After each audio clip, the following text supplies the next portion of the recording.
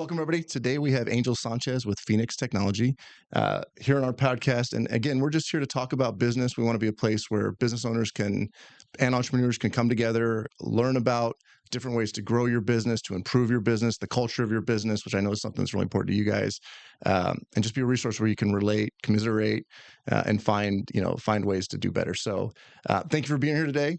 We met through the chamber, through a few functions. I think what really made me want to reach out to Angel and part of why I've got him here today on the podcast.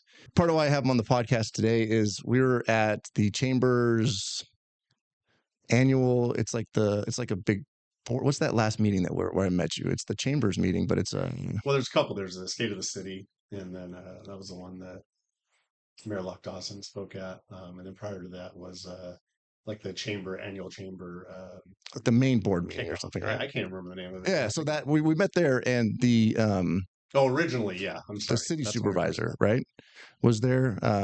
What's his name? Jeff? Who's the county CEO, Jeff and Wagon. Yeah, so the county CEO was there, and the topic came up of resources that people can take advantage of, the business can take advantage of. And you asked a great question. You said, how can we get this information out? How can we disseminate this to people so they can take advantage of it? And his response to you was, well, you should write a book because you take advantage of all these programs. So at that instant, I pulled out my business card and made a point to find you because I was like, wow, if the CEO of the county is saying, the best way to leverage these programs, I want to have a conversation with you about that. And then you were gracious enough to spend an hour with me on Zoom, kind of elaborating on those programs. So I thought that was really cool. So why don't you take a second and just kind of tell us about yourself, how you got into Phoenix. I know there's a little story there about how you came in as a consultant, grew into it, and let's kind of go from there. Yeah, absolutely. I'd love to. So Angel Sanchez, I'm our chief visionary, or on my business card, CEO for Phoenix Technology. We're a fire helmet manufacturer. We've actually been in business 52 years, but we still kind of operate as a startup. It's something that, I think that, keeping that forward looking, but innovative and revolutionary mindset really is going to help us to grow. I'm a Riverside native, born and raised. Went to high school here, went to college here. I travel a lot, but I still haven't moved away. Like the community, I think we've got a lot to offer in this community. It's still, for approaching 500,000 people, we still kind of have that small town feel. And it's nice to go to the grocery store and run into people that you went to school with or what have you. Yeah, people like to say it's a big city with a small town mentality. It really is too, and I can, from my decades of experience living here, I can vouch for that. Phoenix, we're pretty unique. We make a product that's kind of unique and niche. Um, Helmets. A lot of people. It's funny how many people we talk to, and they're like, "Oh, I didn't think about people making helmets." And I'm like, "Well, they don't come on trees. It's something that needs to be manufactured." I think that's everything we talk about, whether it's cup holders or anything. Somebody's manufacturing it, and there's a lot of manufacturing done here in the Inland Empire, specifically in Riverside. But I think what really makes us unique is our culture. We have a culture that talks about love and joy in the workplace. Firm believer that I was having a conversation yesterday with a gentleman, and he was talking about how his mission is just share the story about ROI of kindness. Mm. And I thought, yeah, that's a good point. I mean, that's really kind of what we're doing. Just didn't realize that there was a title for it. Um, we also do a lot in our community and things that we can chat about. But we're here right in the middle of Riverside, and we're very actively engaged in all things community. So chamber and you and I run into each other all the time, and I think it's because you're also actively involved in the community and trying. So yeah, makes a big difference. I think our purpose in life is so much more than just the bottom line of a P&L. And while that's important, and you got to do a good job to make sure it's solid, right? There's so much more that we need to be doing as members of the community. Absolutely. So what high school did you go to? Ramona. Yeah, state champs this year. Oh, nice. Yeah, congrats. our football team. I feel like I've heard that. I don't follow sports, to be honest, too much, but I feel like I've heard that North has fallen off a little bit. That's where I went. We did well when I was there, put out some studs, but yeah, I think it goes through a lot of cyclical changes. I don't even Ramona. I don't think when I was there, we had a good program. Went CIF, went to the playoffs every year, but went to the championship my senior year, and I think they kind of fell off that. But they returned to glory and had a great season, and I think nice. they've been contenders for quite a few years now. Nice. So, I see you guys posting, congratulations on 30 years with us. A lot of different employees, new hires, a lot of activity. So, and right now, I've only got a couple people, but culture is something that I kind of, if you had asked me about it a couple years ago, I kind of thought it was like, and it's a it's not something I buzzword. would have given a lot of thought to. I'm not saying I thought it was bad or right or wrong. It's not something I would have thought about. And then I've been involved in some groups and been to a lot more like training and working on my self education. And really, I am starting to see like the importance of culture. I even just let somebody go because I felt like it wasn't going to fit with that positive, that same kind of culture. I want happy people that are self learners that come to a place where we can be happy. The work needs to get done. The work needs to be done well, but it shouldn't be something that makes you unhappy, Right. right? And like I want you to enjoy what you're doing and be productive that way. But so that culture thing is something I'm definitely trying to embrace more and learn about and build on. So how from kind of the start to where you're at, like I don't know where the culture was at when you kind of took over, um, and how your vision of that culture. How did you see that vision, and how did you kind of work to implement that within the team, and how do you maintain that culture within the company? Yeah. The journey, it's been interesting. Some of it was uh, as we were growing as an organization, we grew relatively rapidly, and we needed to scale, and we were struggling with that. So we started a journey to become a lean manufacturing company.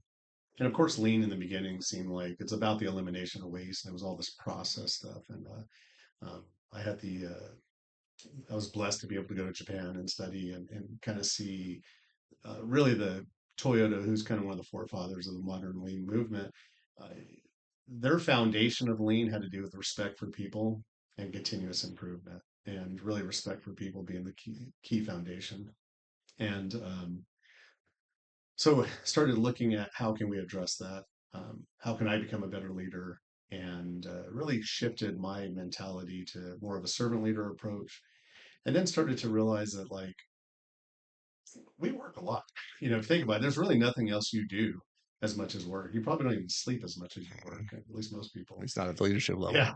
Um, and it shouldn't suck.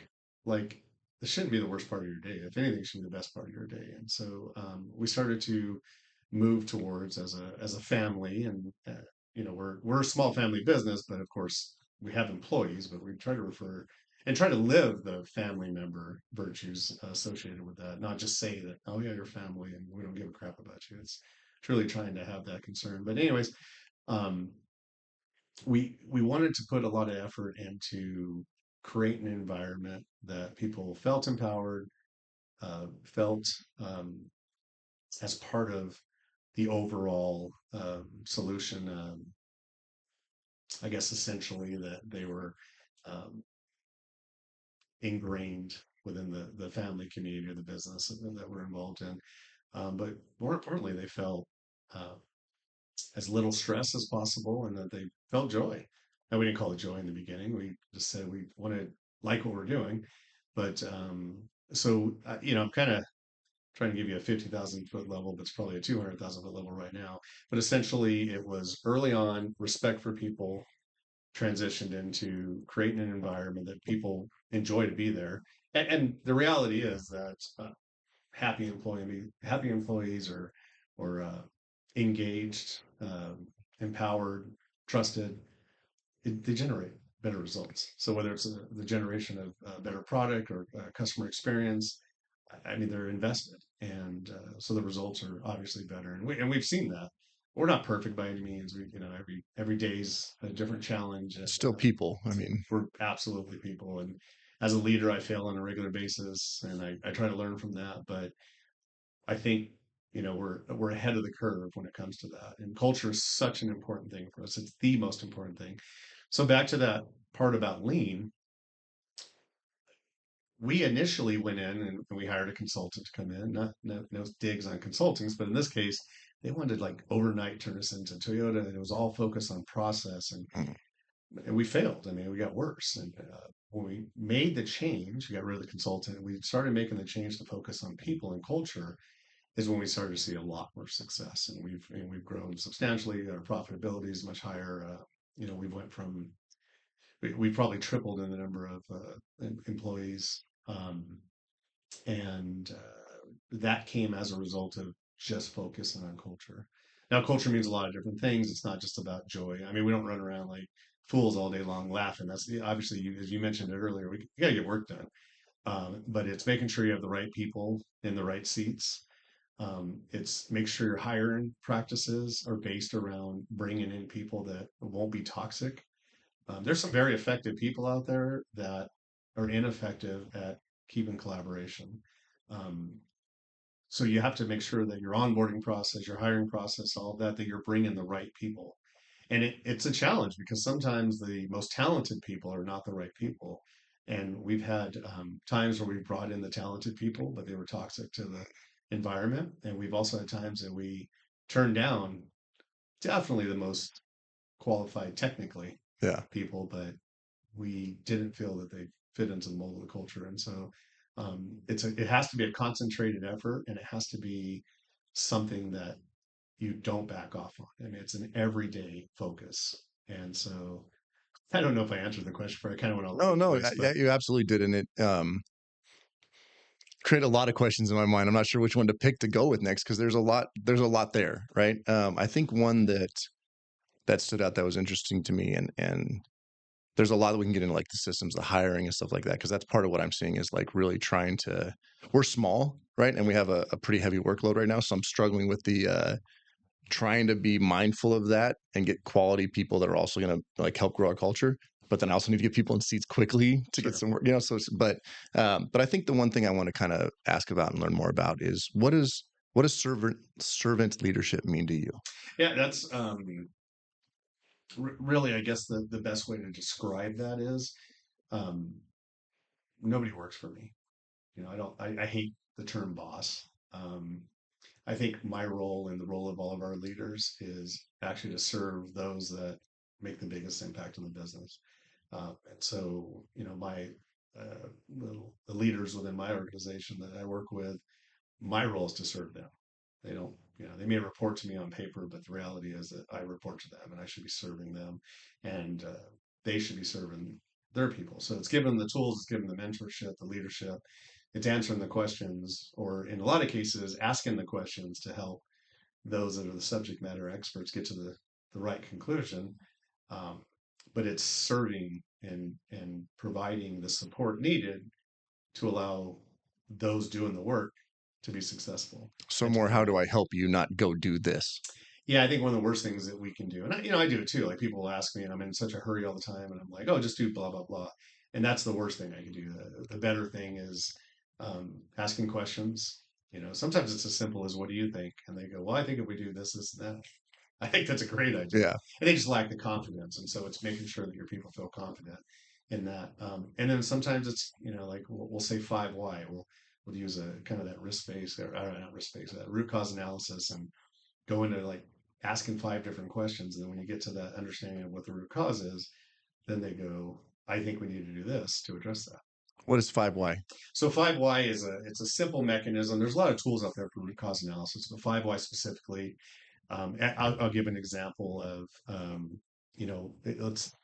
let's say your machine, somebody has to clean it up every day. And as you're cleaning that floor, it's actually causing damage. Maybe you have a shine on the floor and the cleaning products are really creating problems.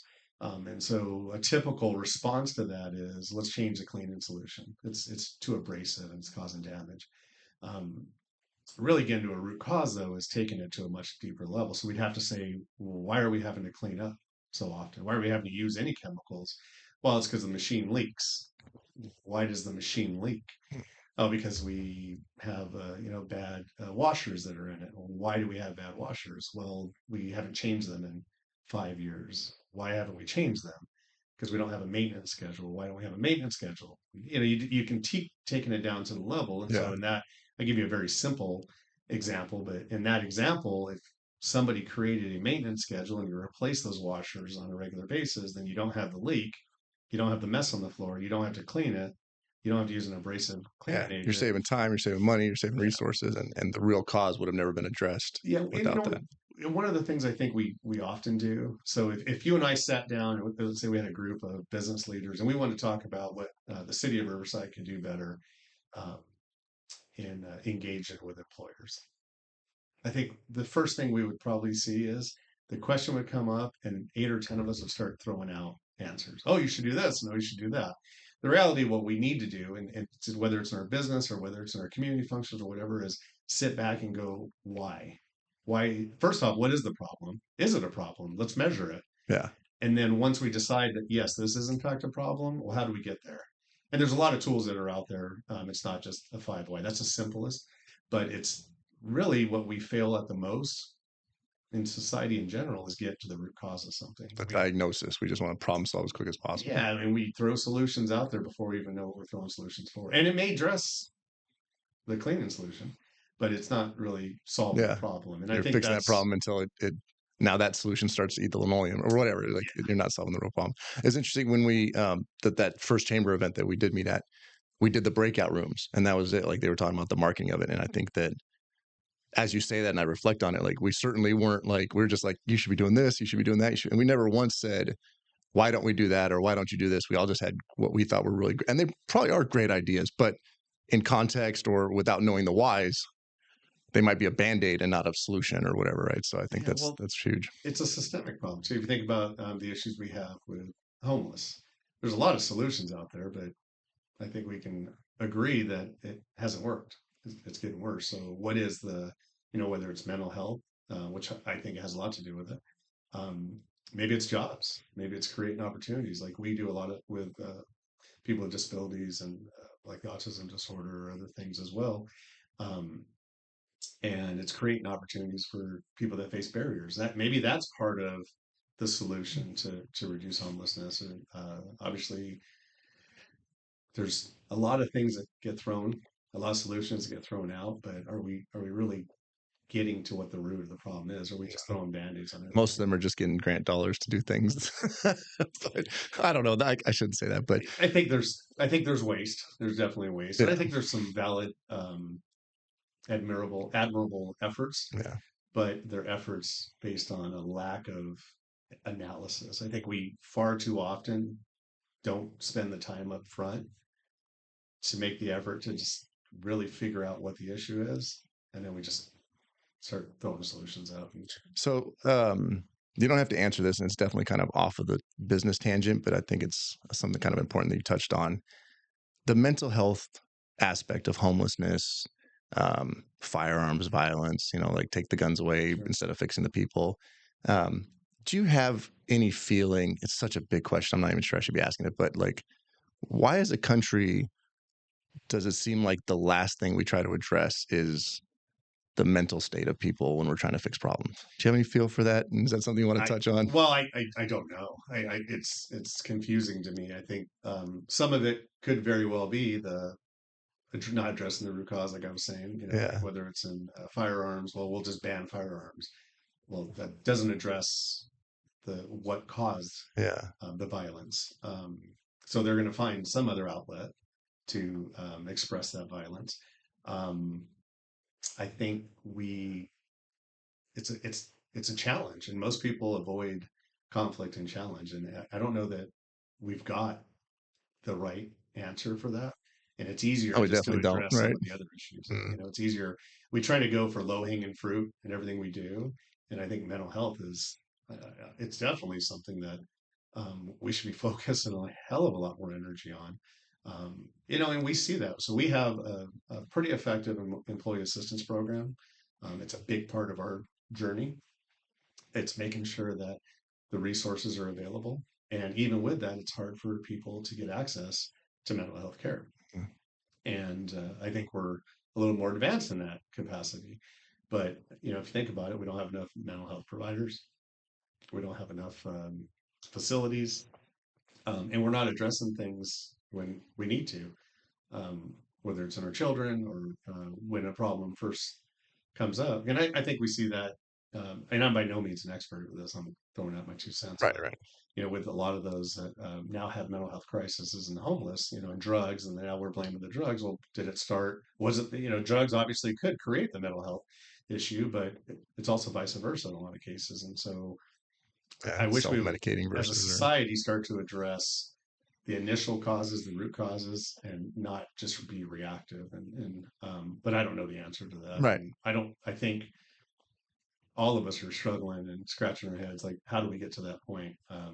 But it definitely should be something we're investing heavily in. Yeah. And even, I mean, from a society standpoint, a business standpoint, I mean, healthier, happier people, just like you said with the culture. I mean, it's productivity, right? This is a business podcast. We'll keep it focused on that kind of an area, but it affects everything and it affects the culture. And I love that you guys have that you're mindful of it in your business and have Sure. the resources available to the extent that you can.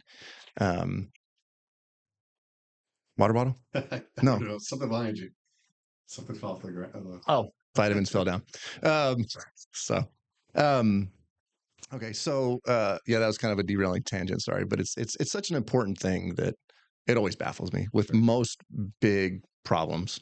Um, back to kind of the business standpoint though. So with Phoenix, you came in as a consultant, I believe, right? Kind of helping on the Yeah, I financial kind of side. helped them. Exactly. Um, and then took it over for the family as the CEO. You mentioned that there was huge growth. We do marketing? So I'd be curious what kind of channels you've used, what kind of successes you've had, what kind of failures you've had, kind of on the marketing standpoint. I know you're very, I assume, I mean, it's obviously B2B, right? You're working with Correct. Yeah. municipalities and fire departments and such, but how do you reach out to these people? How do you build those relationships? And kind of when you first took over versus now, like what kind of sales cadences and processes you kind of use to reach out to these people and build these accounts and get the new accounts? Yeah, well, some of it we're still trying to figure out, like as we, especially if we've kind of hit a plateau in a lot of ways. And so I think we have to kind of revolutionize our marketing approach today. In the beginning, a lot of it was messaging and brand. And so there was a couple things that I observed early on. For one, our logo was kind of it was old, it was depressed, it didn't have a vibrant, strong look. And so I think the first thing I did was work with a graphic designer to create a new logo. And even today I look at it, I'm like, it's too busy, but at least at the time we showed our strength. The other thing is we're 100% American made product, and we didn't tell anybody that. Mm. And I think at one point everyone was 100% American made, so it didn't matter. But I think that was something that we needed to celebrate. So At we that point's included that in changed a our long time branding. ago, so it's definitely something to touch on. Yeah, and we're still somehow or another not only American made but California made, which is really a challenge. Yeah, right. So to have that kind of certification of California made, and it's not made in the sense that like all the product comes from overseas and we just put it Yeah, it's together. not assembled, Yeah, right? we're legitimately made using U.S. vendors and primarily California suppliers. Um, but that was something we needed to celebrate. And then the voice of the customer had to be a big, heavy part of that. The other thing is that our product is the lightest and most durable, but probably most comfortable of the products that are available. Every helmet on the market is actually a good helmet. I mean, it's going to protect you. Every company out there makes good products, but we just had a knack for making comfortable products, and um, the picture doesn't really explain that.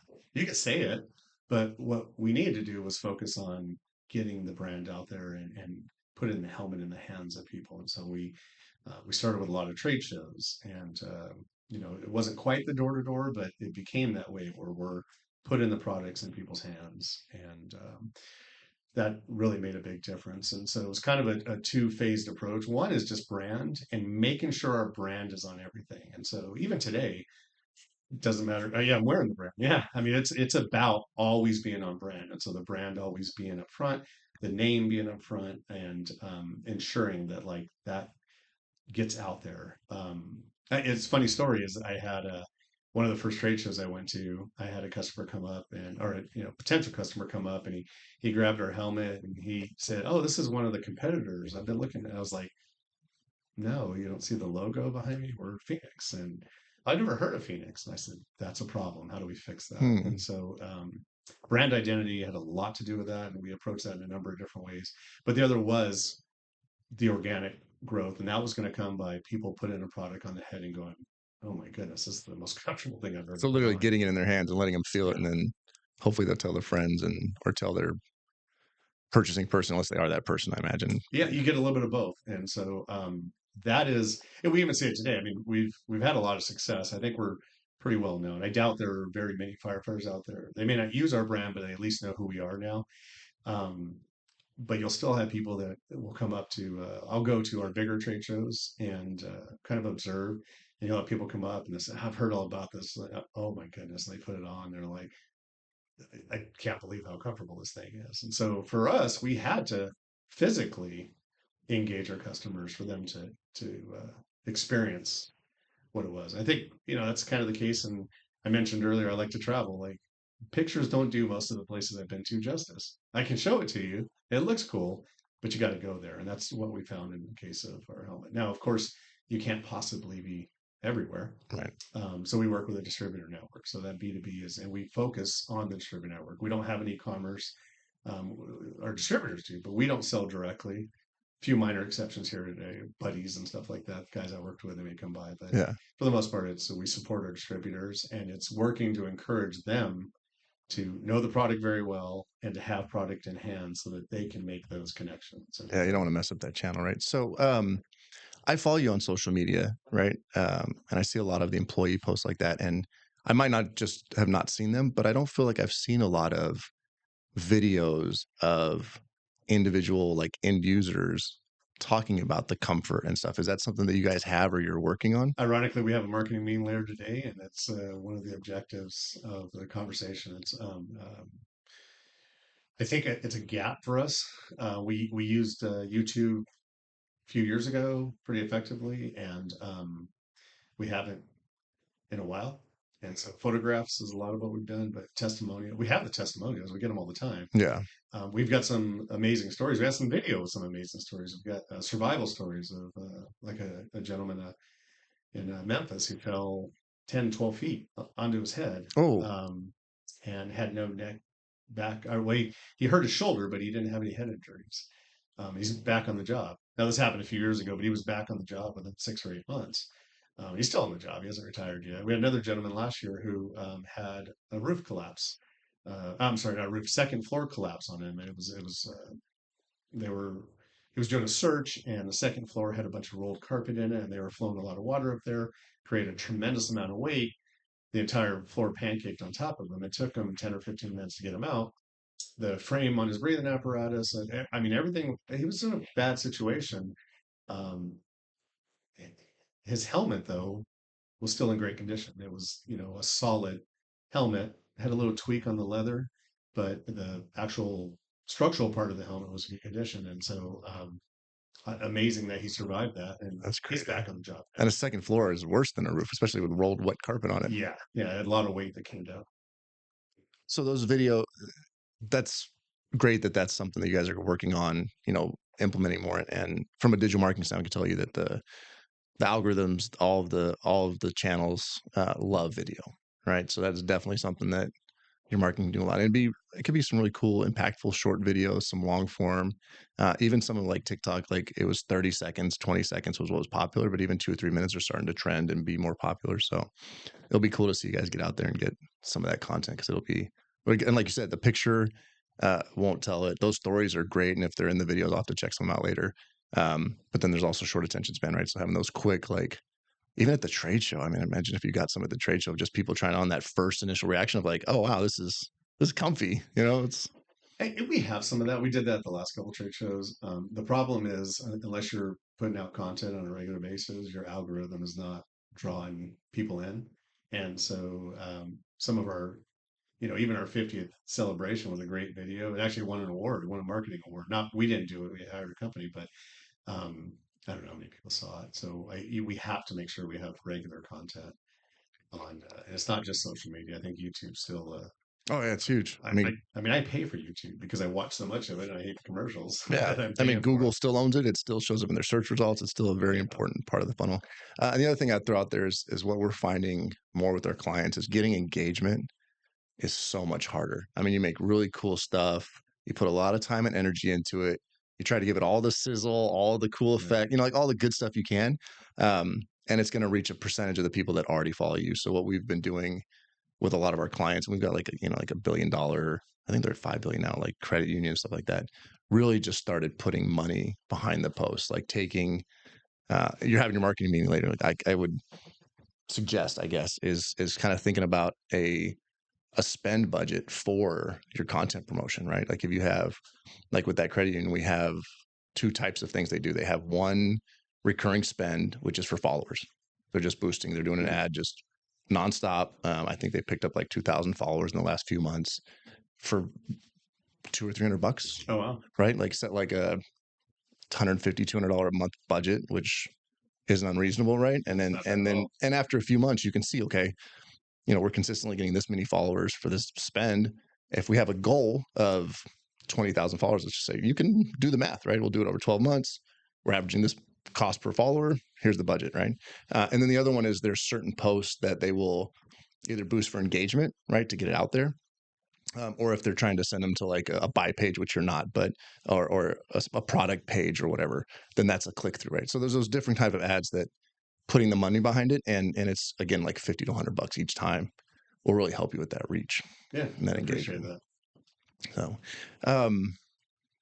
what about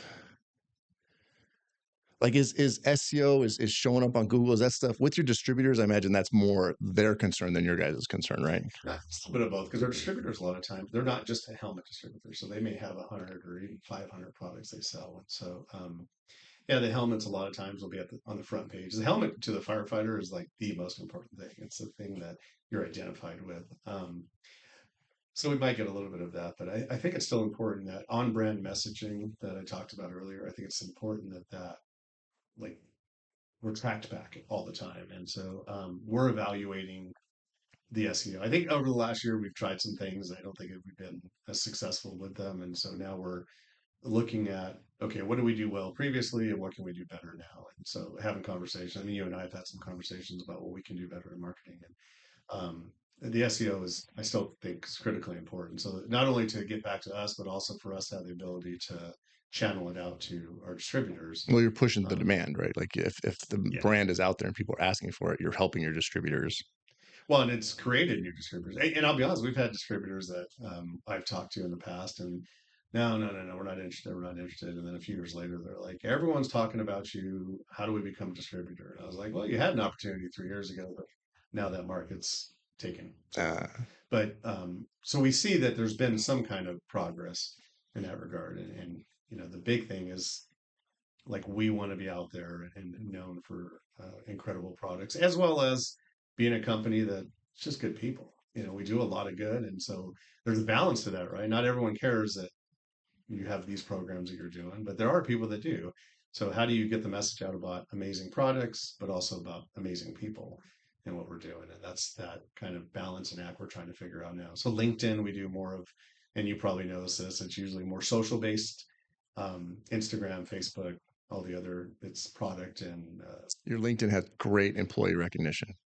yeah, That's they're one thing that really, stands really out good. for me. The That's marketing does a really great cool. job for that. Yeah, Yeah. because it's important to our people. And how often do companies really share the first anniversary of somebody that paints? Yeah. No, it's important to us. I mean, that those are the key people in the organization. I'm not that important. They're the ones that are important. They're making the product, they're value added, and they're the ones that are taking the business forward. And we should be celebrating them more than we're celebrating Yeah. If you everybody take a else. few of them off the line for a week versus you going on vacation for a week, not to take away from what you're doing, but No, I mean, no, you're 100% right. they're pushing out the product, right? That's the, They're yeah. value added positions, and really, I'm a non value added position. So, not to say that executive leadership is not needed in the No, company, no, of course. but the reality We is both have a that, problem if that was the case. yeah, But yeah.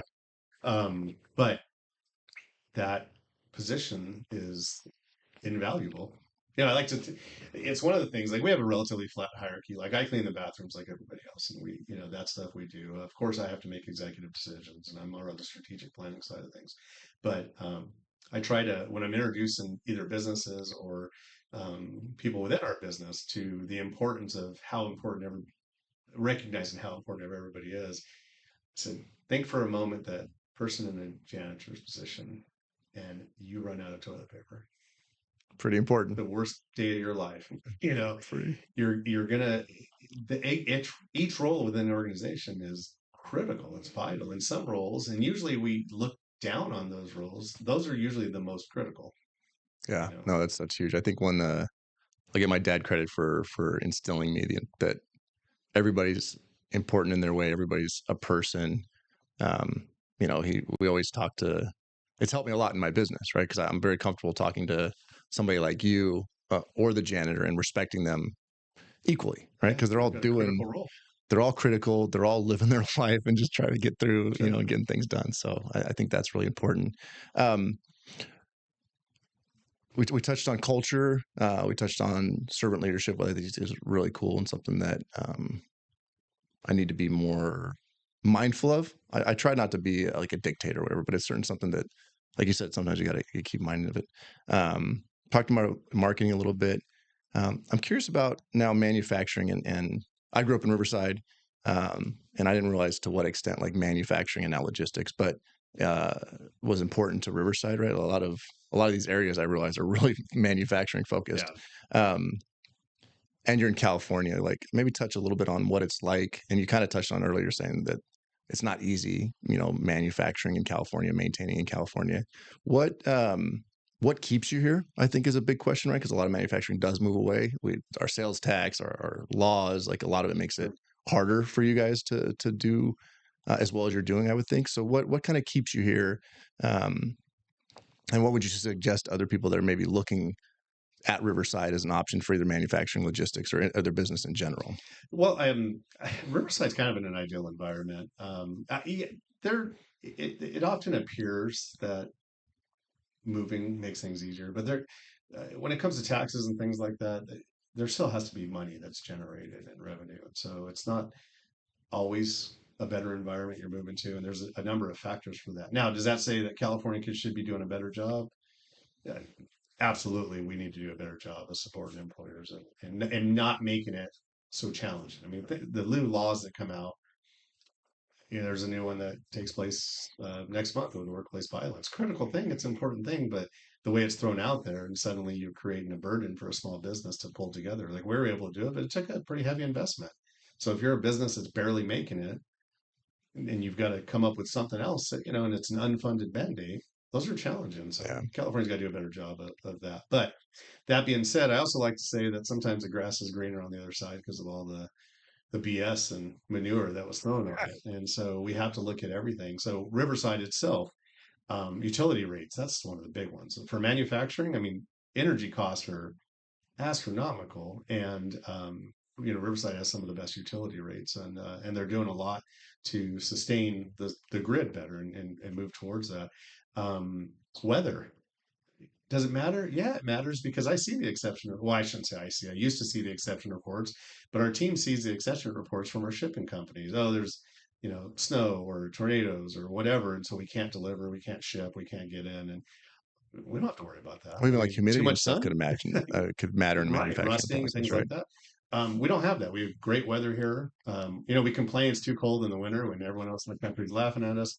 Yeah, it gets a little bit warm, and sometimes that can be a little challenging. But even rain, like we don't get that much rain, and it's not that hard. And so when it comes to bringing supplies in and shipping supplies out, there's never a delay. And we're in almost a perfect geographical location. So there's a reason all these logistical companies are moving into the Inland Empire Yeah. because you can't find a better geographic place to move product. Yeah. Um, Relation to the ports and then all the it just rail, the fans out, all the airports, interstates fan out essentially yeah. almost from here. And so even for a smaller company like ours, like that's important to be able to get product out quickly.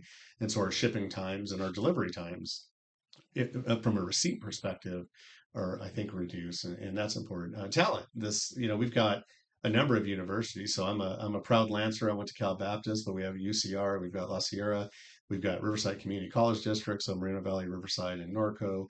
We've got other private trade technical institutions. We've got San. I mean, there's a lot of education in this area, but we also have a lot of people that were raised in manufacturing or in trades. And so you don't have to go to college to be successful in business, and you don't have to, you know, have a lot of those experiences, but you need something.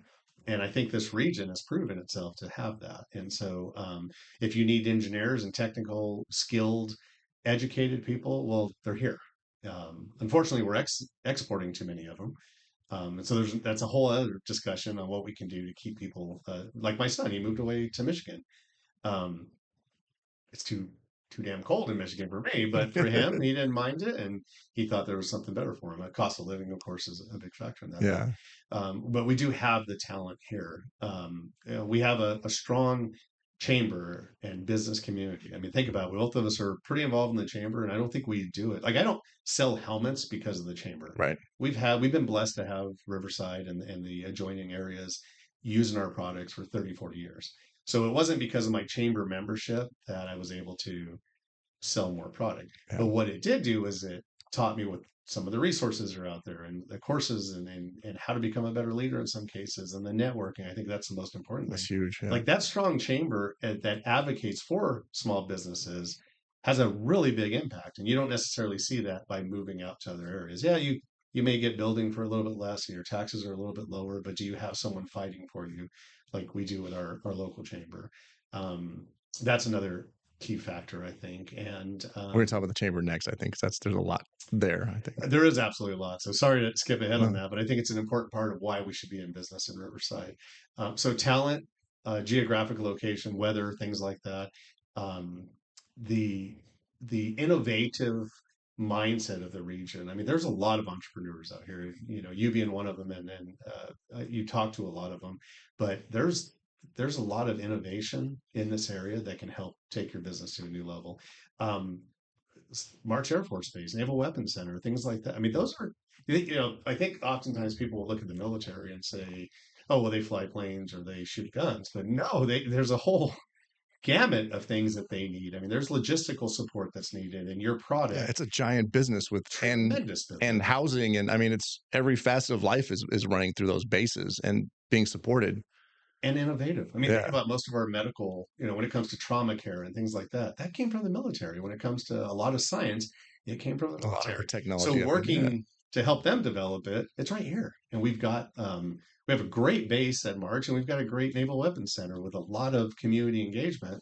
So it's another good place for future entrepreneurs that want to create product to have a partner they can work with. And so that's another really important thing, and why it's so important that our bases, especially March and the Naval. Well, actually, both of them are equally important, and it's important that we continue having them in our community because they're vital partners. Um, and frankly, it's just a nice place to live too.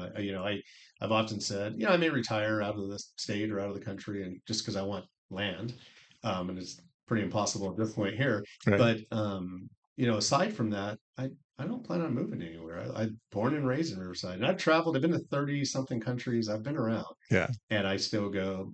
I enjoy home, and I think that is an important thing for businesses when you're looking to either move or, more importantly, invest. Is it a place you want to be? I mean, you can move out there where Blue Origin's moved out by Van Horn, Texas, but do you really want to live there? I mean, well, they all that needed the stuff is space, but going, and that stuff's going. I mean, cost of living and stuff is all going up because of those moves yeah, too. So it's going to balance out.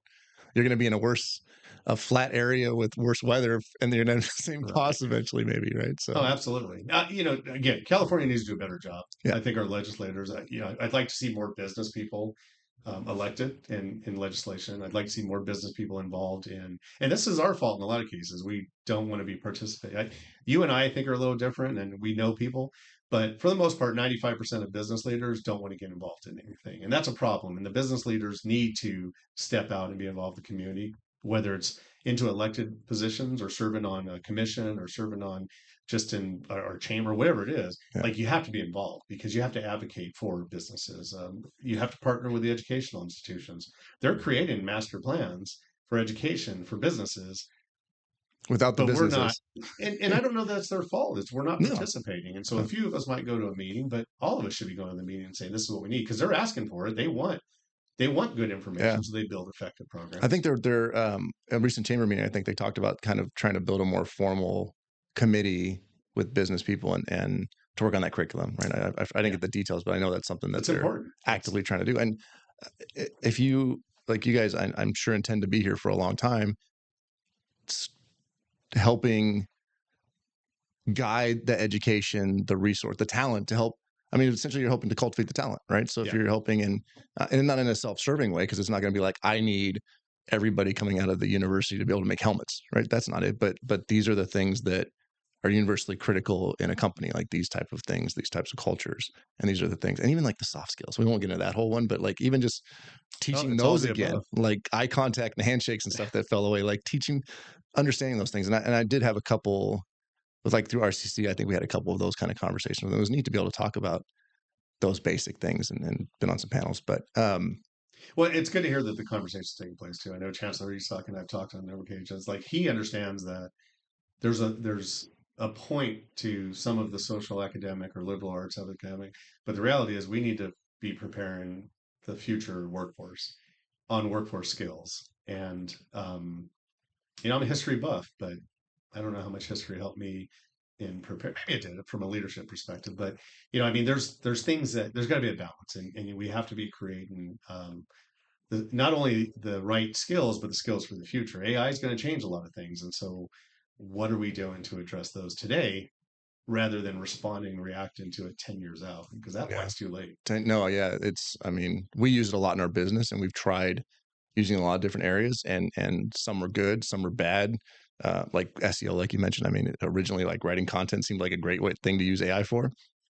It's not. They want to hear. They quickly realize that people are putting out tens of thousands of posts a day with AI. Now they're looking for an authority, somebody that's actually like recognized on the internet, essentially as knowing what they're talking Yeah, about. As yeah, basic as that, right? This is somebody that knows what they're talking about. So I want to.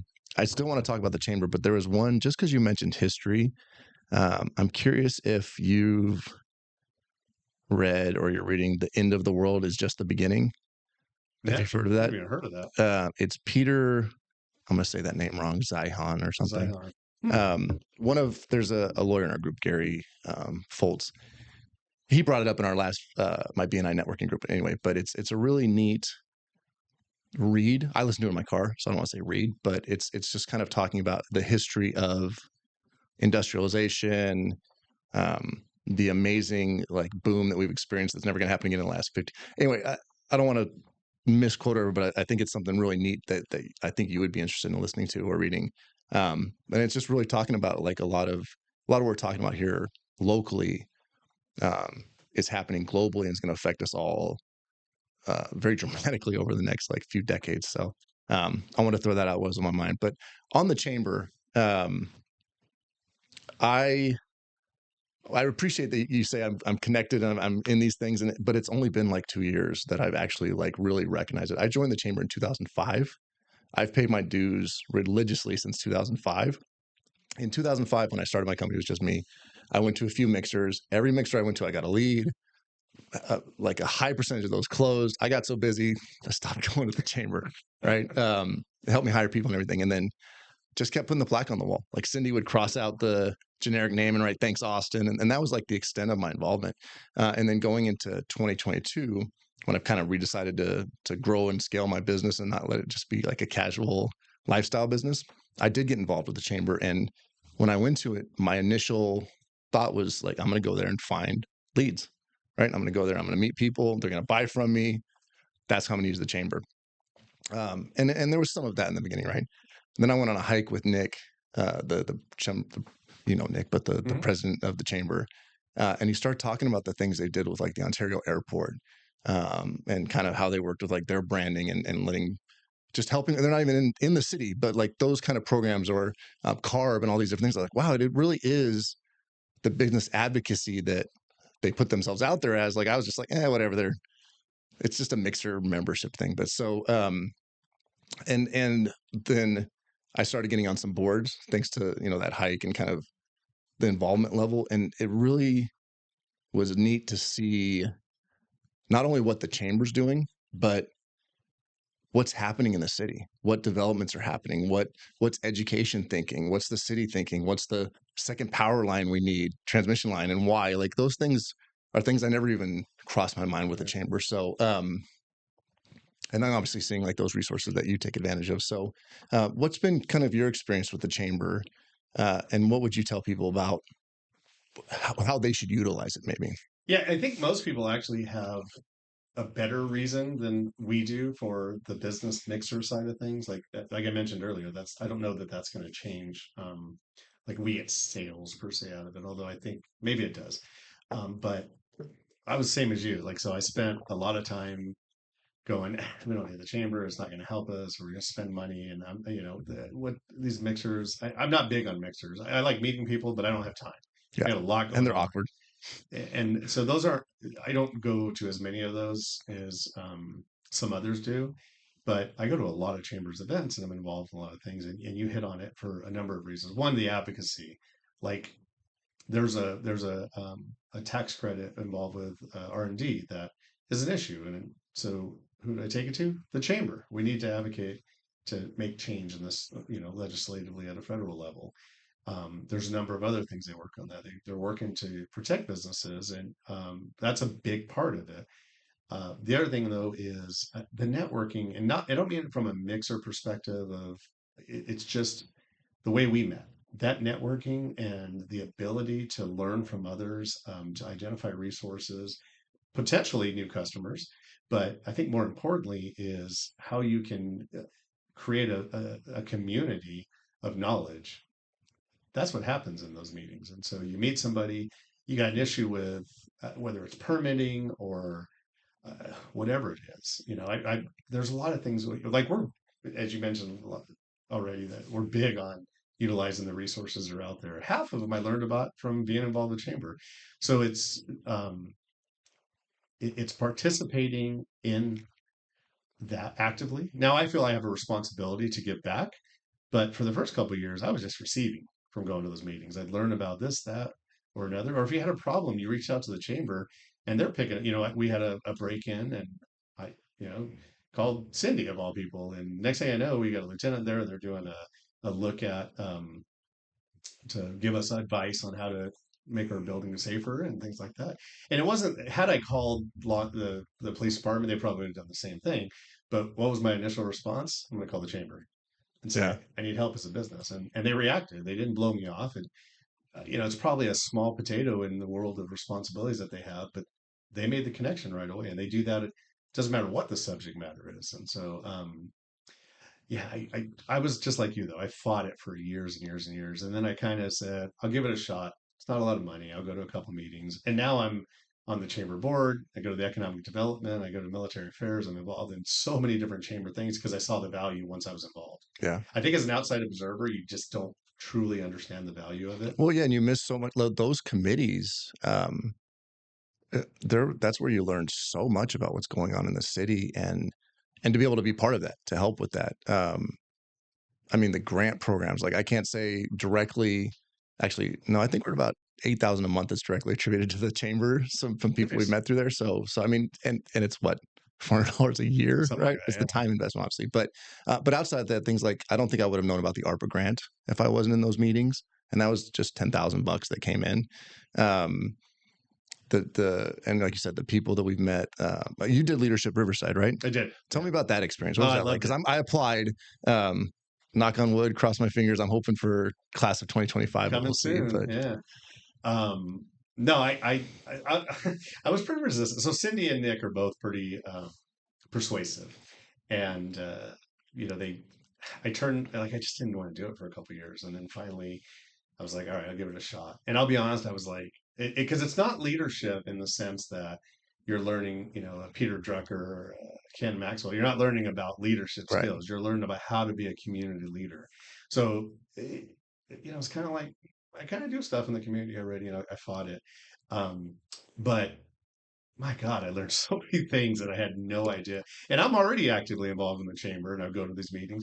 But in that, when you have focus days that talk about health and safety and you talk about law enforcement and the military and economic development, all these different aspects, like you gain a much broader understanding of what this community has to offer. And I so much so that I volunteered to do two of the days this year, economic development and the military, because I wanted to go back. I wanted to learn more specifically about those and participate where I could and provide what I could.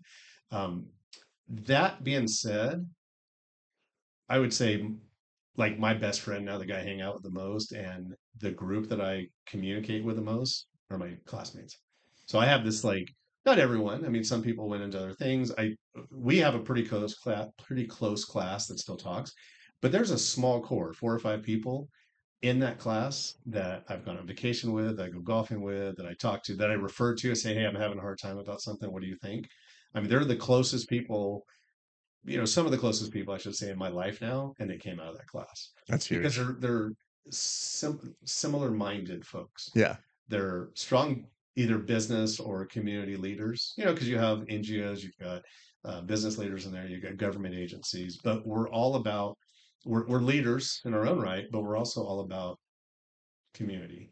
And it's hard to find that. You go to a lot of business, there's a lot of great groups out there, and it's about business, money, money, money, money, which we know is critical because you can't do anything if you don't have money Right. to do it with. But that how often do they talk about community? And here I found a group in Leadership Riverside that was about success. We got to do things better, but we also have to be part of the community and that mindset. So I hope you get in because I think it was, and I got to be honest, we don't work Fridays. We work a 410, and having to go in and spend all day on a Friday when I could have been at the lake or something, I was like, why did I sign up for this? And Yeah. I did it probably 5 or 6 times during the year. Like I woke up Friday and was like, I have so much I need to be working on. I really don't want to go learn about art. And then at the end of the day, I was like, today was amazing. Even halfway through the day, I was like, today was amazing. So Nice. yeah, and those are programs that the chamber puts on, and there's a small investment. I don't think the amount of money that you pay to participate even covers the meals and stuff I that can't are in. imagine. So it's a small fee, but Yeah. it's definitely another thing that our chamber's doing that's incredible. And there's other chambers that have similar programs I think are just as valuable, but Riverside just does an amazing job. I think under Cindy's leadership for gosh, nearly 40 years that she was on the Yeah. chamber, and then Nick's amazing too, and they've got incredible people that work for them. So incredible that they lose people because they're probably the heaviest hunted people Yeah. in business out Yeah. there because Yeah. they're incredible. And They're going to know everybody. They're going to know how things yeah, work when I talk um, to them. but uh,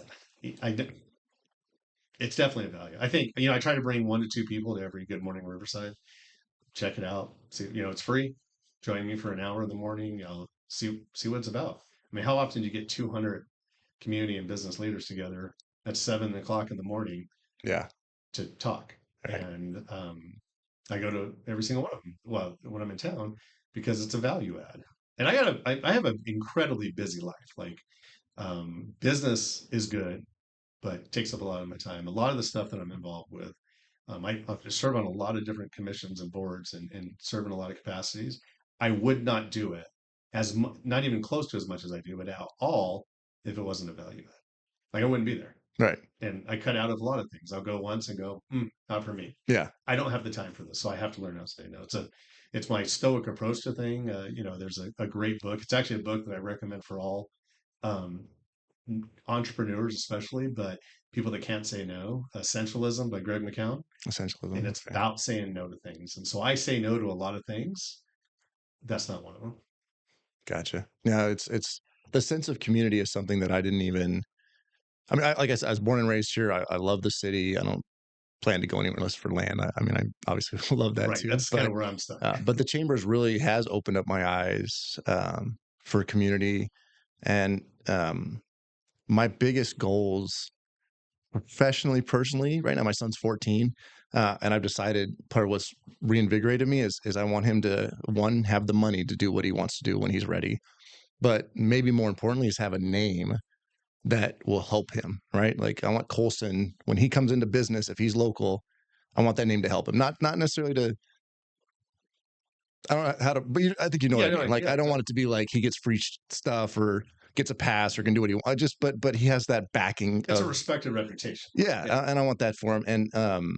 And I think, and now through the chamber, showing him that the kind of the weight of that is not, it's not through self. It's like through that same kind of servant mentality and trying to make more time for that kind of stuff, try to lead stuff so that you're giving back and you're going to get those benefits probably, but it's not even the main objective. Like again, my mindset in the beginning was just leads. It was very personal. It was very selfish, right? Well, the reason I joined the chamber, but the chamber itself really kind of redirected my thought process as far as what's important in the community, in your relationships in business, and what you really can gain. And honestly, it's kind of gotten to the point where the money, it's important again, but it's like the last result. It's kind of a bonus of those relationships and those experiences. Yeah. And I think there's a turn in business society or society, but it's it's not always about the money. And in fact, it's often not about that. And like the culture, like we do a lot of things that if a I guess we call them pencil pusher comes in and looks, they're going to be like, you guys are the worst run business ever. Like, why are you wasting time here? Why are you doing this? Why are you doing this? And then I look back and I say, because it's successful. Our turnover is relatively low. It's actually very low. I'll give you actually a good example. A few years ago, before we started a really heavy focus on culture, minimum wage paying, no benefits, no growth. We were in a crappy building in the west side of Riverside, um, and stagnant. We started focusing on culture. We started focusing on things that people think's a waste. Today, we have one of the greatest benefits packages out there. We're paying a livable wage in almost every case. Income is much higher than it once was. Now, can we pay more? Yeah, of course. We're still competing with overseas and Kentucky and places like that, Yeah. but I think we do pretty well. We invest heavily in the development of our people, where our sales are several X over what they were when we started this focus, probably 10X. Um, we're now into a third building, but we've got, not 6,000 square feet. We're closer to 35,000 square feet or something like maybe 30,000 square feet of space that we're filling up. And now we're trying to figure out where we have to go vertically. Um, and we're selling a lot more, and our on-time deliveries, our quality yield, all that stuff's better, and our profits are better. So now this year is hard because inflation really has hit us as well, but we're still a profitable company. So you can't tell me that culture is a waste of time and money. Investing in people is a waste of time and money. I have a case study that shows just the opposite of that. And we're not even the best example because No, we still make a lot Zappos of is a mistakes. huge example. They were I forget who they sold to. I don't know if it was Bezos, but anyway, they sold for billions and some. And they, why did you buy it? And he said the culture, the way it was run, the way that people are treated, the respect they're given, and the way they show up to work because of it.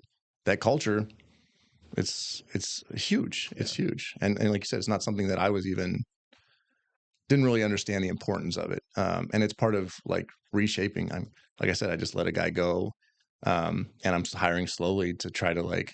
I still need to be procedurally better about it, right? Like in my hiring process, like I need to be more thoughtful about it. But at least it's on my radar now, right? So at least I'm thinking about the direction. When I was driving back from a meeting, and I just put my phone on my face and recorded talking to myself, and it was all about like what do I want my culture to look like when I show up to work today, when my employees show up to work, when my team shows up to work. Shouldn't even call them employees, right? When the team shows up, like what environments should they be in? How should they feel? What kind of people are going to give us that? And I think even just that mentality is, assuming you choose a positive culture, which I don't see why you wouldn't, right? Like if you choose a negative like grind culture, then you're probably not gonna get the outcome, right? I mean, you got to pick a culture that supports what you're going for, but you're going to be mindful about your decisions, and I can't see how it would hurt, right? Even if it doesn't help a ton, I can't see how it hurts. So um, maybe one last thing I just want to touch on, and it's a big one because I'm sure you have a million pieces to your process, but another important thing for businesses are those KPIs, those indicators. You have culture, people are happy, but we also have to assess the quality of work. You just touched on, like, I feel like you just touched on 5 or 6 in your last statement about your delivery times, your customer satisfactions, like, so you've touched on them. But let's say, maybe what are the 10 main, I feel like you've had thousands, maybe even, but what are like some of the big KPIs that you think that maybe businesses should be mindful of, that you guys watch, that are like really crucial? Yeah, I mean, obviously, you got to look at some of the leading indicators as far as your business goes on the financial sides, and I think we're still learning around that as we've grown. I think uh, as we've matured as a business, we need to mature our KPIs as well. Some of my key have to do with really with our employees. So I look at 5 key measurements on our. We do a survey that goes out, and we pay a company to conduct regular surveys. And so things like personal satisfaction, alignment, growth, happiness, and then our net promoter scores. Those are 5 things that I hold our leaders very much accountable to. Because if those are down, everything else goes down. We're in manufacturing, so your production KPIs and your outputs and that stuff has to be measured. But that gets into the individuality of your business itself. I think really the key metrics that we should be looking at is do your employees want to be there? Are they happy? Are they growing? Are they developing? And then, of course, you know, you got to pay attention to that bottom line number. Like, what is our net operating income? But that being said, what are we doing with that profit? Are you reinvesting in it? You know, what's your plan? You know, that's another thing too. Is do you want to stay where you're at and drive a Ferrari, or do you want to take some of that and make it into capital improvements, or make it into some kind of R&D and make an investment? And buy two We're in Ferraris the later. right, yeah. And like I said, we're in a startup phase. So we're a 52-year-old startup.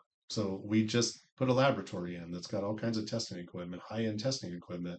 Now that hundreds of thousands of dollars could have went to other things, and of course that hits your bottom line. Please tell me I'm a machine But and they're just banging hammers on helmets. no, well, that's how it seemed like we had it before. But no, we've got some very scientific machines in there now so that we can progress. Because what we'd have to do before is we'd have to hire a lab. Now we still have to hire a lab to do that third party Right. certification, Yeah. but Yeah. before we had to for R&D, like, okay, this thing's great, let's send it over. We think It we're ready failed, for it to crap. be. And send it again. Nope, that failed too. Okay, well now we're out thousands of dollars, and our now it's create, walk out back. It's in our building, but back of the room and test didn't work. Okay, go back. 10 minutes That's later, cool. you're instilled in making that progress. If they don't cross over any trade secrets, I'd love to see some of those videos too of that kind of technology. Yeah, no, they're pretty common machines. So we probably wouldn't show the product, but we definitely could show you some of that things. But you know, that's an advancement movement. The development of our people, we spend a lot on people development. So we offer 30 minutes a day of paid development time. Um, we have a quality objective of 100 hours. Do people take advantage of that 30 minutes? Not everybody, not to the same level. Um, Last year, at the end of our last fiscal year, we had 144 hours of personal development time per person. Now, some people probably did 200, 250 hours. Yeah, Some people did averages, right? 40 or 50, but most people use it to some degree. And it's voluntary. We don't require it unless it's specific to your job function. Yeah, but you're getting paid to learn. And Yeah. I imagine your culture, like self-learning types of people, is part It, of what you'd be looking and for. it's why most of our leadership positions were filled with other people from within the organization. Um, but that's an investment that a lot of people training development's first thing that most department or most companies cut. And here we are trying to make a bigger investment. So, and you know, we do things a little bit differently too. So if you're a painter, you don't only train on paint. You want to go train in finance, then we'll give you that time. Maybe that's the next accounting manager, or maybe they're going to work someplace else. You know, we celebrate people leaving the company too, if it's for an The right reasons, opportunity. or Yeah, yeah, if they leave because they're not happy, that's something we should really have concern with. But right. somebody gets a great job that I can't provide for them, celebrate that. That's a good thing. You know, it's going to hurt for a little bit as we bring somebody else in, Yeah, but we just added somebody to our community in a position that hopefully will help inspire that culture to change. And also, we've created a better life for them, and we're responsible for them. So by providing the experience, but also providing the academic enhancement yeah. that made it so that they could achieve That's something something. more. That's something that I don't want to say it's on my to-do list. That's a terrible way to put it. But even when you and I had that Zoom, like you showed me some great resources through like the San Bernardino College, I think it was, through Mhm. RCCD, the free even continued education and training and leadership training and communication training and stuff that I certainly want to, once my team has more time. I know that's Sure. terrible to say, right? But right now, um, 30 minutes it would probably crush almost, but that's what we're trying to fix, right? But having those programs being used, I think would be huge. But, you know, one of the things that is key in starting a new family member's journey or creating the right environment and make sure you're maintaining the culture is it really has to do with the hiring and the onboarding. And I think a lot of companies don't put enough energy into this. We do things like require a video resume before we'll interview. Like if you do not do a video resume, you will not get an interview. And frankly, it's not what's on the resume, or we call it a video resume, but it's not what's on the video that we care about. Um, you could blow it, like you could just stumble through your words and all that. It's the fact that you did that. Because one of our core values is be humble, be curious, be courageous. If you're not courageous enough to just simply do a video on your phone and send it in, Yeah. you're not going to fit in. So that's our first litmus test. And then we do panel interviews where the minimum of 4 people with at least 2 from a different department.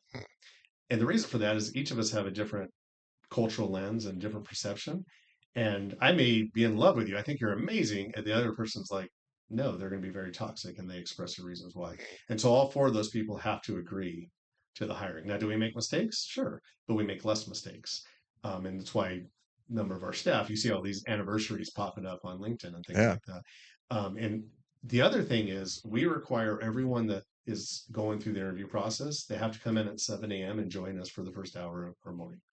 So they have to see what it's like, because the first hour of each day for us is a little different. We're all together. We're doing department meetings for a few minutes, the huddles.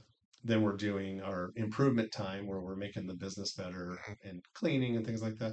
But then we go into we call it tailboard, but a daily meeting with everybody. And that's where a lot of our culture is exposed. And so we want them to see that. Then we give them a full tour and they can ask questions of whoever. Then we go into the interview. Very time consuming. And sometimes you're like, oh, we could have ruled this out a long time ago. But what I think is more important sometimes than are they the right candidate for you is, are you the right company for them? Because we know how expensive it is to train and develop people. And if they don't like it, they're leaving. Yeah. So we have to do everything we can to make sure they understand what they're getting into. And then we have to take the time to evaluate that. And they both should be interviewing on both sides. I think that's critical. That's huge. And if you're an applicant out there, you sure as hell should be asking a lot of questions during that interview. That's one of the things. If you don't ask questions, that tell us that probably not the right candidate. Yeah. The other thing is, once you make an offer, we have a very comprehensive onboarding process. So we had 2 people start this week. Both of them got an email from me welcoming them last week, and it had, dress code and where to park and stuff like that. It talks about our logo, about our company and things like that. But it was giving them information so they didn't go blindly. Simple things like where to park. You'd be shocked at how many people don't, we're in a complex. There's parking issues. If you don't know where to park, we're going to have you move your car. Or you're just going to not feel comfortable about that. What to wear? All these questions that they're going to have, like, I don't know what I'm supposed to do for this. We try to answer those. The other thing is that we have a long checklist. All of their equipment. So your first day, you will have a chair, you will have a desk, you will have a computer, depending on what your role is. You will have all the tools you're going to need on your 50th day on day 1. We make sure that that's there. We also check all of your systems. So everything you need access to, we have a checklist. We know what to make sure that you get. And then we check to make sure that you can log in. So you're not like, oh, your password didn't work. Okay, let's call we use an IT provider, System Go. Let's call System Go and get them. No, we checked it already. We made sure that it worked. Yeah. We make sure that the first day you meet everybody and that you get a tour and that you get a buddy assigned. All of that stuff goes into making sure day 1 they understand how valued they are as a person. So it's hiring the right people using the patient process. And it sucks sometimes. Like, we've been trying to hire an operations manager for a while, but we're not going to hire the wrong. Well, that's a huge hire, though, right? It's a massive hire. Yeah. I started trying to do that. I was like, oh. Once we get the right person, though, the first moment they walk in the door, they should feel like they're part of our family. And we put a lot of energy into that. And so I think that's where most companies do it wrong. I know that I've had people that have worked for companies that are celebrated for their environment, and they do a really good job, and they really care about their people. But day 1, they were put in a corner and told to read the handbook, and then, oh yeah, we'll figure out where to sit you and all that stuff. That stuff is a deal breaker. That's you huge. have to make sure the first day is the most important one, and everything's set for them. Yeah, that's amazing that you guys have that stuff in place. One of the Jack Daly After's thing, I was listening to his book, and he was saying, like, it's amazing to me that the only part of the employee gets is when they're leaving, right? Like their last day, that's when you celebrate them.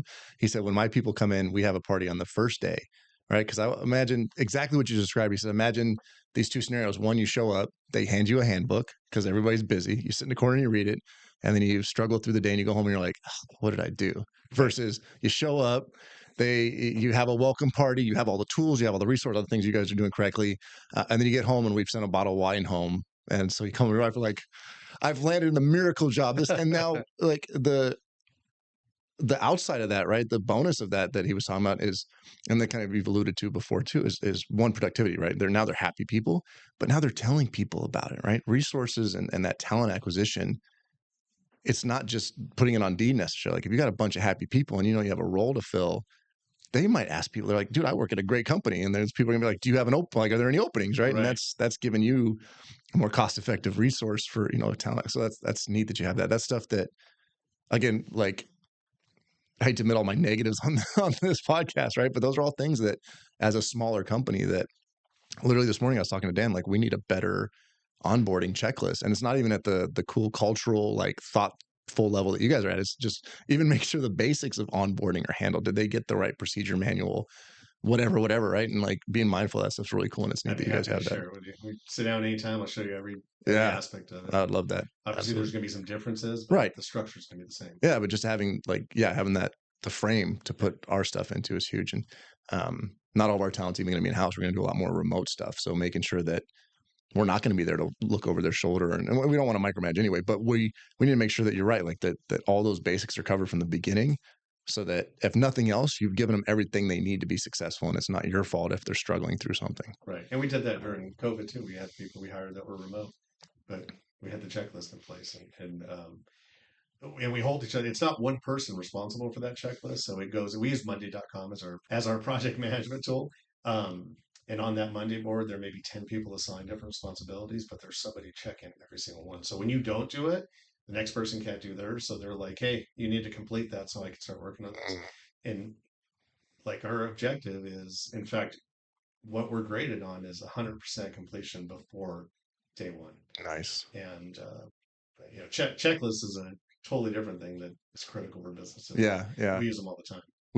I live off checklists. I mean, I got ADD, so I've learned to adapt with checklists. But we adapted an IT program called Autotask, trying to build out our KPI, our ticket tracking. Like one of our biggest KPIs is production. Sure. What percentage of production is being done, by each person. But everybody keeps talking about Monday, so I probably need to look at that as Monday's a tool. Awesome. We've been on it for years, and in the early days, we would send them messages, and they would change their system to meet some of our needs. I don't think we get as much of that now because they're much larger. They're huge now, right? But that's probably the best tool we've ever brought. I think I might try to adopt it for more of, because like our ticket system, it's got pre-built tickets, templates, time tracking when they're working the tickets, reports. So I might, like, the day-to-day work will probably leave there, but I think that I need to work with my leadership team as I develop it to have the higher level, those kind of activities, the onboarding activities, the one-off really important activities, the rocks, like in those kind of systems better, because that's something we're not great about. We use it for dashboards, for our performance dashboards. So our quarterly discussions with your employees. Those are on there. Our onboarding is on there. Our project management, our project scopes, our rocks are on there. We use it for everything, to-do lists, but it's pretty intricate. It has a lot of automation too. So if like on our onboarding, one person does it, then it automatically notifies the next person. So you don't have to like look at the list every day. I'm giving them a free commercial, and but it's you're like the cost this month. I think you're the third person in the last week that I've had this kind of a conversation with that has talked about that. And one of the things I was talking to Dan about this morning too was having better defining. So this example, we got to write an article for a blog, right? Seems straightforward. One person writes an article, they post it, but the way it's going to be built, it's not. First, there's an SEO person that's going to look at the topic, the keywords, the content that should be written. Then the content person needs to get it, right? So Monday would be a great place where they can check, I've done that research. Here's the information you need. Content writer gets it, writes it. Now the graphic design person's got to make the images for it. Now the video, there's it's going to be touched by like 5 or 6 people moving forward. And those dependencies are something that we were kind of talking about how to develop. Perfect tool for that. Interesting. Okay. Monday.com. I expect a discount. Yeah. Affiliate code Phoenix 123. So just real quick on the KPIs, I wanted to step back to something that hopefully most of our viewers are kind of mindful of, but maybe not.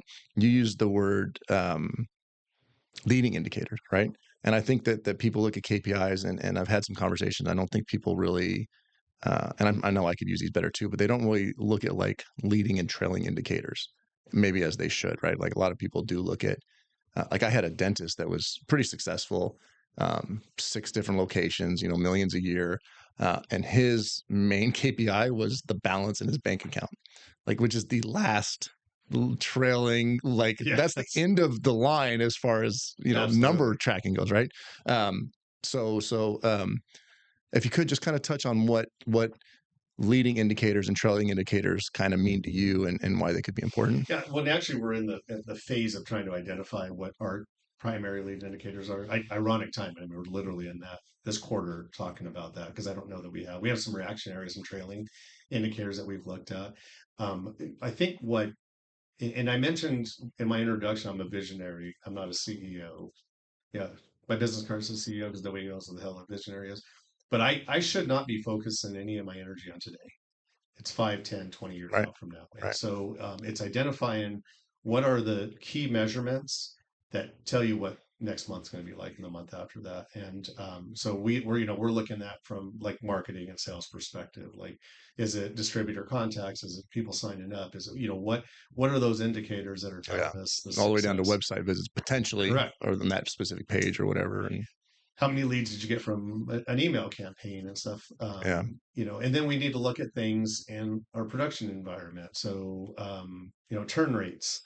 Are we really going through inventory? Are we sitting on inventory? What we should be able to see on the marketing side, what 6 months out's probably going to look like for us. But we also, a little bit more internally, should be able to see how are we turning inventory, and is product staying here on the shelf for a long time? And if so, you could have declining sales and not realize it. And we had this. and your production's still pumping them out at the same We rate. had it last year. We had a back order on a lot of things, especially coming out of COVID when a lot of supplier chain issues. Our lead times went up, and so we had a backlog. We are producing record revenues every month, but sales weren't Mm. because we were focusing just on that. We weren't focusing so much on sales, and we had to go in and go, whoa, wait a second. We have to look at what those sales Yeah, look once like. these orders are all fulfilled, Right. then what? We had the opposite years ago. We were focusing on sales, and we had short lead times, and sales kept growing, but we weren't paying attention to what was going on in production. And so we were setting lead times on what we thought things were. And the next thing you find out, we've sold, especially like in leather helmets, we've sold so many leather helmets, and we can't possibly put them out in a reasonable amount of time. We didn't have staff, we didn't have the inventory, we didn't have the production capability, but we weren't paying attention to that. And that's when we did all trailing indicators. And so now we have to look at both. So we look at on the revenue side, and revenue is basically when we invoice. It's product went out the door. Accrual You based got to number. pay attention to that, Yeah. but we also got to pay attention to what's coming in this week. And then prior to that, what was the effect of a marketing campaign or a trade show? Like, what were the number of new contacts? Did we bring on new distributors? And start looking at, because that's going to tell us what we're going to sell based on historical information. Um, I'm not the expert in leading indicators because I think we missed the boat, a lot of them, and we're trying to develop those now. But I would say that any business, because they're all going to be a little bit different. You and I have different Yeah. leading indicators that we need to focus on. Some will be the same, right? I mean, the Sure, marketing efforts will have very similar ones, but in a lot of capacity, but a lot of us are going to have different things that we need to look at. Um, More important is you need to be looking at future.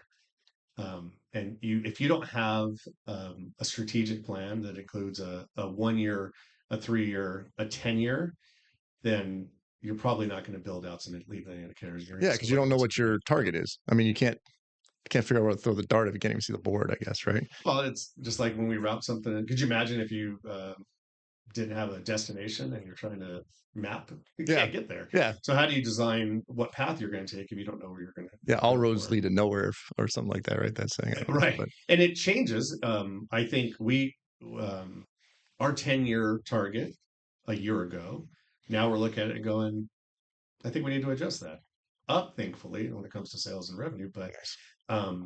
there's other things that we put, and then we're like, it's really not that important. So now we need to revisit it. So that's the other important thing, is don't just set it and leave it. Yeah. But the thing is that we set 10-year goals, and we actually knocked off a few of the things that we had on it. Well, at least on the 5 year. I'm sorry, the 3 year. There were things on our 3 year that we already accomplished, Nice. but it sets the tone of what's a priority to work on. So I had one of the trippiest uses of indicators, I guess, might be that I experienced was I had a friend that was a programmer for Universal Parks, and he wrote a program for them that used the almanac to look at weather to tell them how many hot dogs to purchase ahead of time.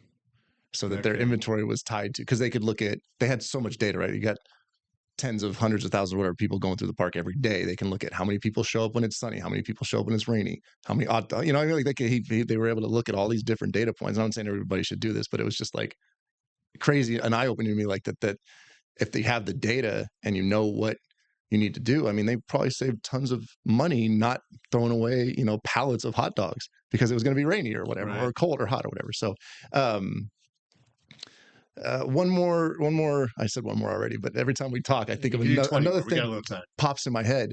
Um, do you guys implement any kind of a business system? Like I'm part of a EO group, and their EOS traction is one that I'm kind of trying to self-implement, work with, or whatever.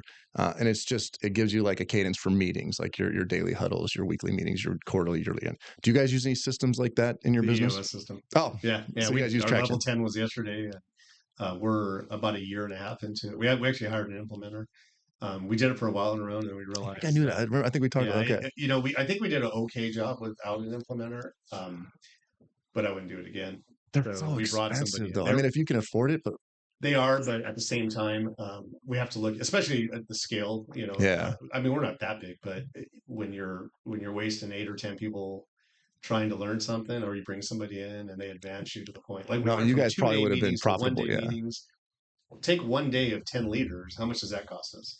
So we yeah. were able to do the same amount, actually more, in one day than we used to do in 2 or 3. And so when you started looking at the ROI, it didn't take very long to The one day, is balance that like out. your quarterly or Our quarterlies, yeah, yeah? that we work with that person.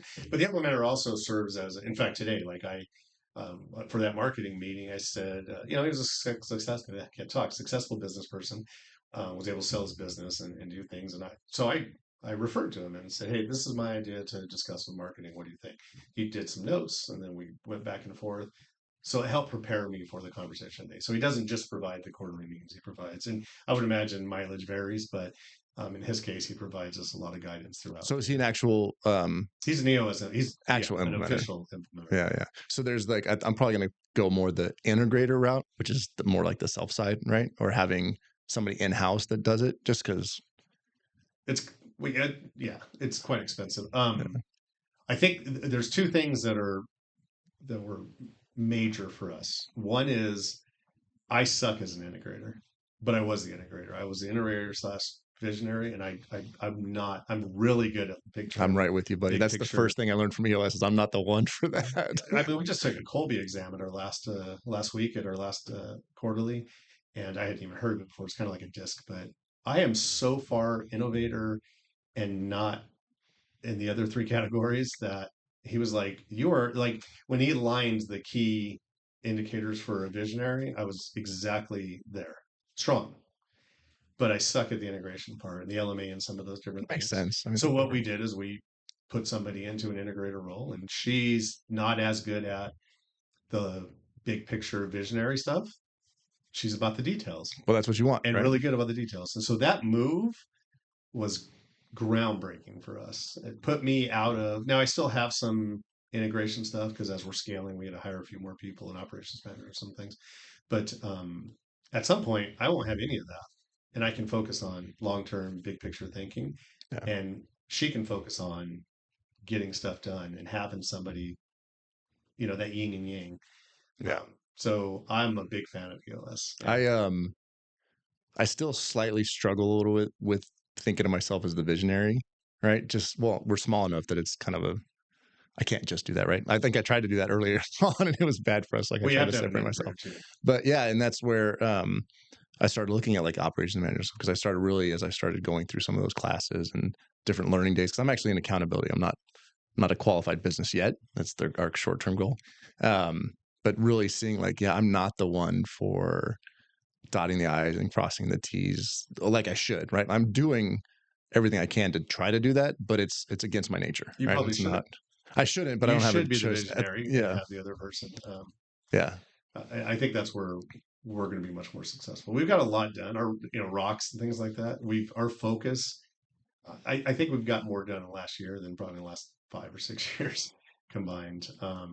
it's making us a better company. So yeah, I'm a firm believer of It's it. a cool system. And Traction's a great book, but I think Get a Grip you need to read first. Okay. It's the parable. It tells a story. It's really our company. Like we read it as a leadership team, and we're like, they can change the name and put Phoenix here because it's Nice. exactly our story that first I year. think I have.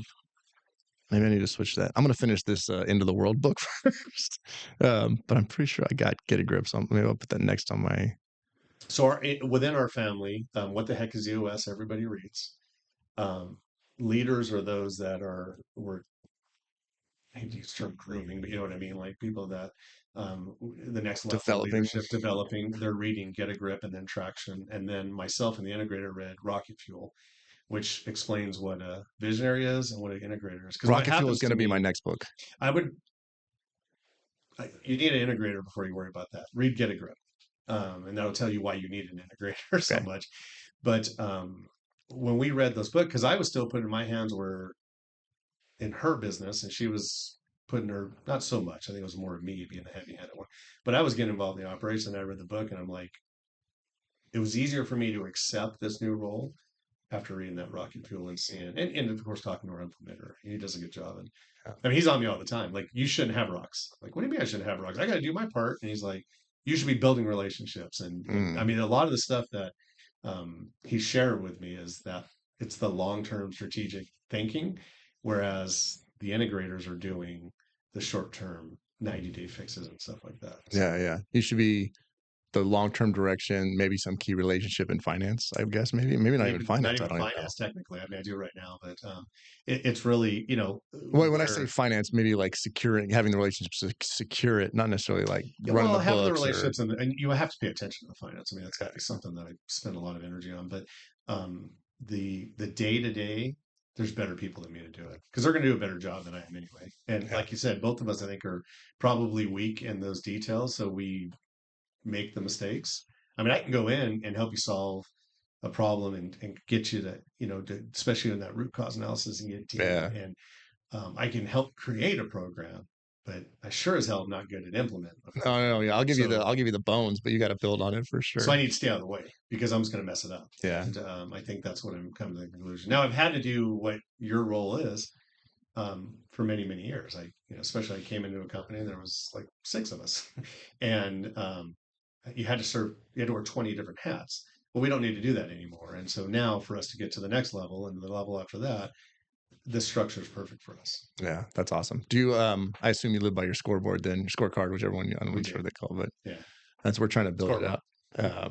Trying to build that a little different. I mean, we have a Google sheet with our key KPIs that are spreadsheet, but looking at 90 IO and trying to make it like a simpler one, you know. Yeah, the level 10. So we even have level 10s in all of our departments. So everybody has a number. What's a level 10? Level 10, I might know, but level 10 has to do, yeah, it's a good point. I should describe that.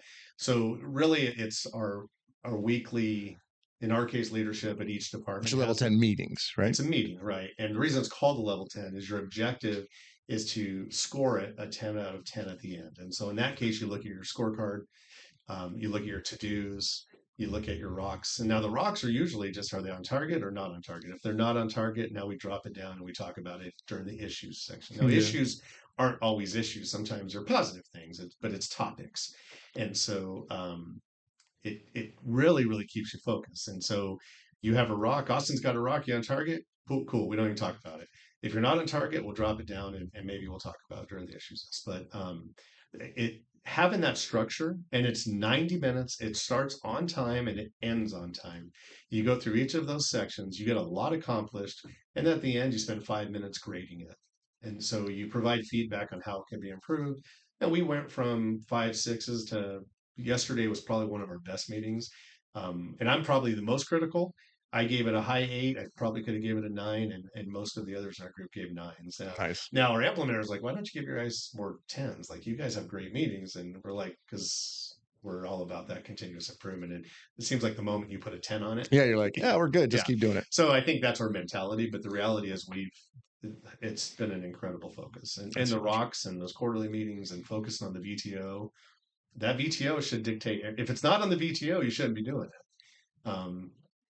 And either you need to fix a VTO if it should be, or you need to fix what you're working on. Yeah, one or As it the should other is be. not. Yeah. It needs to be aligned. So they're the vision traction organizer, Hmm. right? VTO, the accountability chart. They're all things I'm still working on, but they're all things that I could see being critical. Just even implementing the first thing we kind of implemented was just the weekly meetings and the daily huddles. Like I can't tell you how loose goosey or whatever you want us to. We just all were like, "Are you getting stuff done? Yeah, we're getting stuff done, but stuff slipped through the cracks or priorities aren't getting done."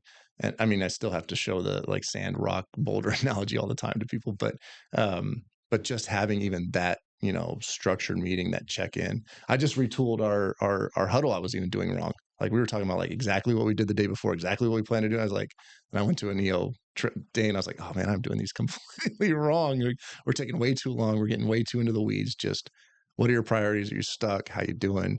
That stuff has been great for us. And I can see where like, and at the scale that you guys are at, like having everybody on board with that stuff could be huge. I think we're at a point where we can kind of start to wrap it up. I think the last place I'd like to leave it off is if there's anything that, the audience of business people that are at any level, right? I'm hoping that people from brand new startup to large companies are maybe watching this and getting a feel from it. Just what's maybe one thing you could try to leave with them? And I know that's kind of a big one, but Yeah, it's a big ask. I think being patient. Um, you should be doing everything on a long term vision. Um, I think all too often, and you kind of hit on this, like we got so much going on, and you're not maybe putting the development in that you need to. Um, Maybe scale back on some of what you're working on today and build it out for tomorrow. But things things take time, and all too often, if we don't get immediate results, we give up on things. Um, Whether it's the development of culture takes forever. Like we're still struggling with it, and I think like people visit us every week to tour and learn about culture, and we're like, oh, we got a lot of room for and then we're improvement. talking about big people. I mean, I've seen Oh yeah, we've had high some. level government people coming through and Yeah, high level business people. I've seen some cool tours you've been given. we've given some amazing tours, and thousands of people have come through to learn about our culture, and we're like, oh yeah, we're not that good at it because we're still on that journey. It takes time, but that's going to take time. It takes time to put the disciplines in place. Implement EOS. That took a lot of time. Implementing Lean took us 7, 8 years to really Mm. get to the point where day one is over, and now we can start moving to day 2 and 3. But that stuff takes time, and so I think patience is something that a lot of leaders kind of lack. They want I think in general, we want immediate results. That's why we use Amazon so much because I want tomorrow. You don't need it tomorrow. I'm not It's even going on everything. a trip for 3 weeks, but I Right. bought it and I want it here tomorrow. And that's probably the one area I think we all struggle the most is having patience um, and setting up that long term vision. Figure out where you really want to be. Take some time to figure that out. Be patient Yeah. and take the time to figure out where you really want to be. I think we rushed into it a little bit, so that's why next month when we are in a couple months when we do our annual, we're going to identify what our 10 years should look like. Yeah. But we had a 10 year, and I don't think there's a lot of companies that are doing that, especially the entrepreneurs. It's all about the Yeah. I don't have 10. instant gratification, Yeah. I have and an idea maybe for 5, but that's not even really defined. and it should be specific. Yeah. Like this is, and it's not. Actually, that's not true. I know where I want to be in 6 Yeah, so you're with an probably exit, better off but than most. 10, not a clue. And it shouldn't be I want to be a bigger business or I want to be this. I mean that how much do you want your sales to Yeah, be? it Like can't what be is it? vague. They have to No, it be has to be smart, very right? specific. Right. Smart, measurable, achievable, Relevant and relevant, time. Yeah. and timely. Specific, measurable. Yeah. Yeah, you definitely have to have some smart goals in there. And they can be a little broad. Don't be too specific. Like I'm gonna be at 71, 21 at this, that stuff's probably not gonna Yeah. work out. Yeah. Building it there. But attainable, that's the other thing, is like I can't say we're gonna be a $7 billion company in 10 years. Yeah. I I don't don't know know if the because there's market, not that the many. market probably doesn't even support Yeah, that. we'd have That to come many up with some heads. new products. So, Yeah. but something attainable and realistic, and then start building your plan to that, and only work on the things that take you to there. Yeah. That's probably one of Jack Daly presented at one of the EO things, and that's where he was just talking about like just being realistic and focusing on them. And then the main was the high value items, like making sure you're working on the high value, not revenue The necessarily rocks, high yeah, value, but those rocks should be yeah. priorities that are going to make a big impact. So, well, cool, man. Let me switch it back to the wide shot. Um, well, wow, we nailed that 2 hour mark, didn't we? I just looked at the clock. That's killer, man. I appreciate you taking 2 hours of your very busy day to do this. Not a problem. it's you are the first guest that's actually shown up that I've booked, and I think I'd like to know how you thought it went. I probably should be sending some kind of a survey afterwards, but I won't. I'll just ask you how it went. But thank you so much for your time. I hope that I felt like there was some really good information there that hopefully our viewers can take advantage of. I will try to post some of the resources we talked about in there. Send me your Monday affiliate link. I'll put it in the I'll description. get one. But yeah, thank you. I really appreciate No it. problem. It's my I'm honored to be your first guest, and I think the dialogue was great, and I love the focus. I mean, this isn't for your business. This is for the community's businesses, and that's what I love doing, and I know you do as well. And so, anytime I can help with that, let Awesome. me know. Thanks, sir. Take care.